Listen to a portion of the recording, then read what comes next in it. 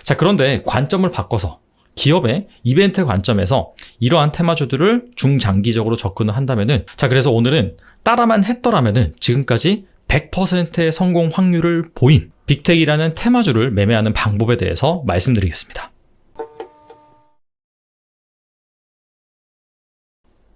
안녕하세요. 달란트 투자입니다. 최근 국제유가의 엄청난 변동성, 그리고 전염병 치료제로 각광을 받았던 렘데시비르의 효과 논란, 그 다음에 마지막으로 김정일 국무위원장의 건강 이상설 등, 자, 이런 것들이 복합적으로 주식시장에 영향을 미치면서 지난주 금요일 코스피 지수가 크게 하락을 했습니다. 장 마감을 앞두고 낙폭을 확대를 하면서 결과적으로 1.4% 하락해서 마감을 했고요.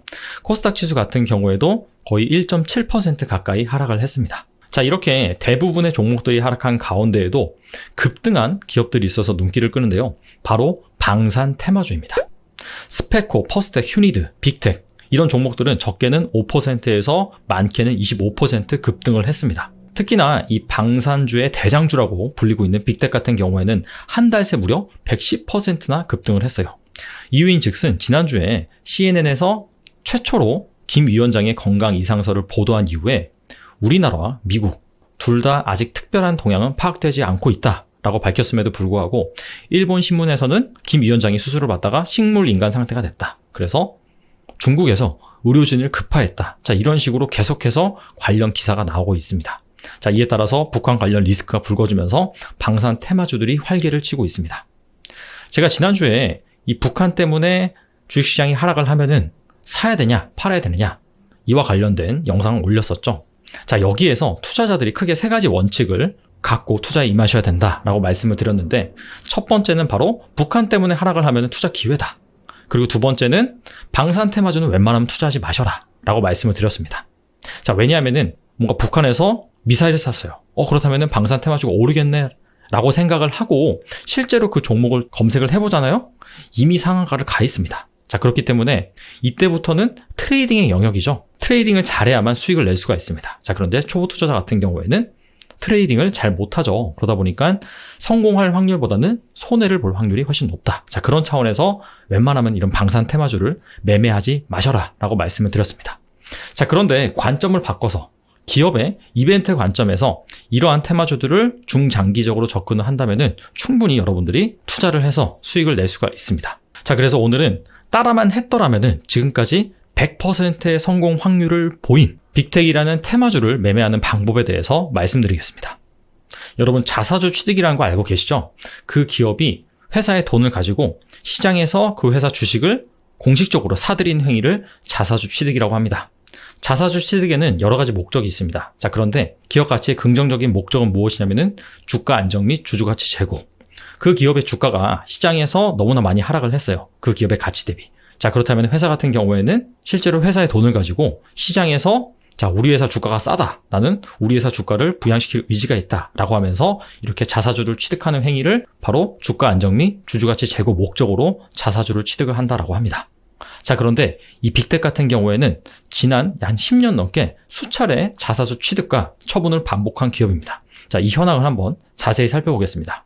자, 보시다시피 2007년도부터 2016년까지 빅텍 같은 경우에는 총 6번의 자사주 취득, 총 4번의 자사주 처분 공시를 냈습니다. 자, 보시다시피 이 내역을 제가 구분해서 이렇게 캡처를 떠온 것입니다.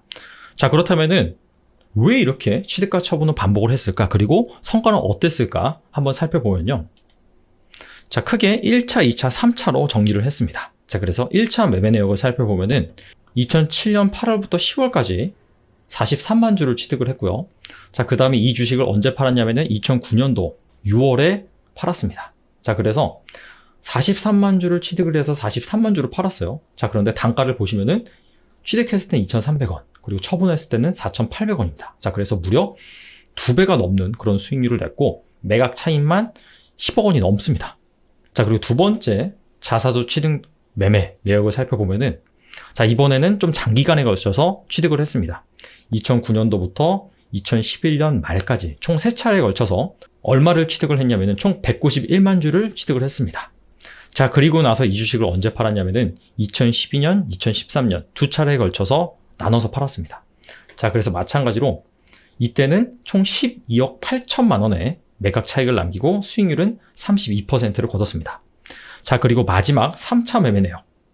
2013년 6월 그리고 2014년 12월에 두 차례에 걸쳐서 나눠서 총 127만 주를 1,549원에 취득을 했습니다. 이때는 상당히 싸게 취득을 했네요. 그리고 이 주식을 2016년도 1월달, 2월달에 나눠서 팔았습니다. 이때 당시에는 매각 차익이 가장 높네요. 16억 3천만 원어치의 매각 차익을 거뒀고 수익률은 무려 83%를 기록을 했습니다. 자, 그런데 이 처분하는 타이밍을 보시면은 1차 처분을 제외하고는 보통 이 4월 초 그리고 1월 말에서 2월 초에 나눠서 처분을 하는 것을 알 수가 있습니다. 자, 이때가 언제냐면은 북한에 주요 명절이 있습니다.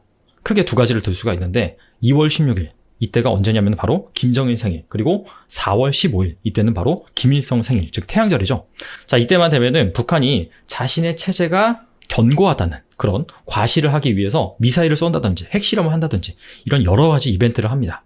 자, 그렇게 되면 당연히 이 방산 테마주들이 오르겠죠. 자, 그때를 노려서 보시다시피 이렇게 빅텍은 싸게 사들였던 자사주를 처분을 했다라는 것을 알 수가 있습니다. 자, 그래서 이렇게 빅텍이 2007년도부터 2016년까지 자사주를 취득하고 처분했던 내역을 주가와 함께 살펴보시면은 빨간색 음영이 자사주를 취득한 그 시기를 나타내고요. 파란색 음영은 자사주를 처분한 그 시기를 나타냅니다. 자, 보시다시피 쌀 때 사서 이렇게 주가가 많이 올랐을 때 팔고 다시 내려가면 사고 오르면 팔고 다시 또 오르면 팔고 이러한 행위들을 반복을 했다라는 것을 알 수가 있겠고, 그래서 지금까지 총 취득 금액은 얼마냐? 약 한 70억 원. 그리고 총 처분 금액은 110억 원. 즉 매각 차익만 해서 한 40억. 그래서 수익률이 무려 57%가 나옵니다. 자, 이때 당시만 하더라도 빅텍이 흑자와 적자를 반복하는 그런 기업이었어요. 자, 그러다 보니까 본업에서 돈을 많이 못 벌고 오히려 이렇게 자사주를 활용한 매매로 인해서, 이런 재테크로 인해서 더 많은 돈을 벌었다라고 볼 수가 있습니다. 자, 그런데 자, 이거는 2016년도부터 2018년도까지 빅텍의 주가 차트인데요. 자, 보시다시피 한때는 거의 6,000원 넘게 올랐습니다. 이 정도면 사상 최고가예요. 자, 그런데 다시 이 모든 상승분을 반납을 하고 2,000원대로 하락을 했죠. 자, 이때 어떤 일이 있었냐면은, 참고로 2017년도 이때는 가장 빅텍의 주가가 많이 오른 시기인데, 이때 이 북핵 리스크가 가장 고조됐던 시기도 합니다. 트럼프 대통령이 당선이 되고 나서 이 북한과 힘겨루기를 했죠.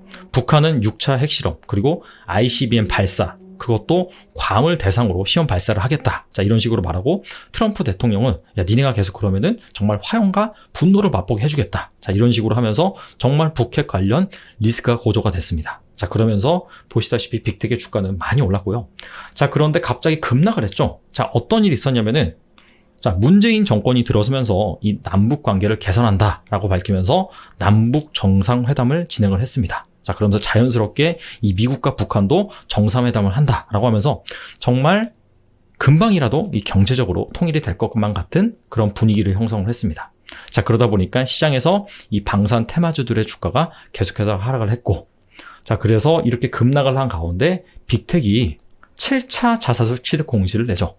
자, 그런데 아니 이렇게 남북 관계가 개선이 되면은 더 이상 이제 방산 테마주들의 설 자리가 없어지는 게 아닌가, 자, 그렇게 생각을 했거든요. 자, 그런데 자, 보시다시피 2,000원대 초반까지 하락을 했던 빅텍 주가가 2019년도 3월 달에 다시 2배 이상 급등을 하죠. 참고로 이 빨간색 음영은 빅텍이 7차 자사주를 취득했던 그 기간입니다.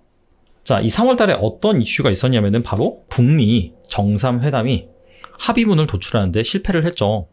북한 같은 경우에는 이 핵실험장 몇 곳을 폐쇄 조치를 했지만은 미군 그거 가지고 안 된다. 완전한 핵포기를 선언을 해라. 라고 하면서 결과적으로는 이 정상회담이 잘 안 됐습니다. 자, 그러면서 다시 한번 이렇게 북핵 리스크가 불거지면서 방산주들이 상승을 한 것이죠.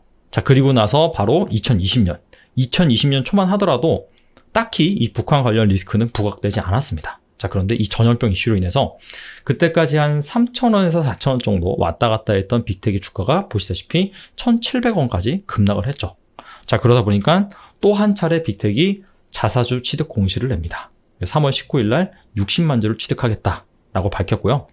그리고 이렇게 자사주 취득 공시를 내고 자사주를 다 취득을 하면은 5일 이내에 취득 결과 보고서를 또다시 공시로 내야 됩니다. 자, 그래서 보시다시피 예전에 공시한 내역처럼 총 60만 주를 취득을 했고 한 주당 얼마에 취득을 했냐면은 1955원에 취득을 했습니다. 자, 그리고 나서 바로 지금 김 위원장의 건강 이상설이 불거지면서 주가가 또 저점 대비 2배 이상 급등을 했습니다. 자, 그래서 빅텍이 자사주들 취득한 기간은 바로 이 기간이에요. 그래서 이 취득했던 그 단가 1955원이라는 단가 대비 거의 수익률이 2배 가까이 난 그런 상황입니다. 자, 그래서 결과적으로 한번 정리를 해보면은 여러분들이 이 빅텍의 자사주 매매 내역을 잘 따라만 했다라고 한다면은 여태까지 100% 성공을 했을 겁니다. 자, 그런데 여기서 중요한 질문이 있습니다. 자, 빅텍은 이렇게 자신의 회사 주가가 쌀 때마다 자사주를 매입을 했거든요. 자, 그런데 바로 지금 3월 달에 빅텍이 자신의 회사 자사주를 매입한 그런 경위가 정말 이 김 위원장의 건강 이상설을 예측을 하고 매입을 했을까요?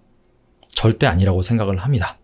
이거는 한국 정부도 몰랐고 미국 정부도 사실 정확하게 파악을 하지 못했습니다. 자, 그만큼 기밀사항인데 빅텍이라고 해서 이걸 알 가능성은 거의 없다라고 보시면 됩니다.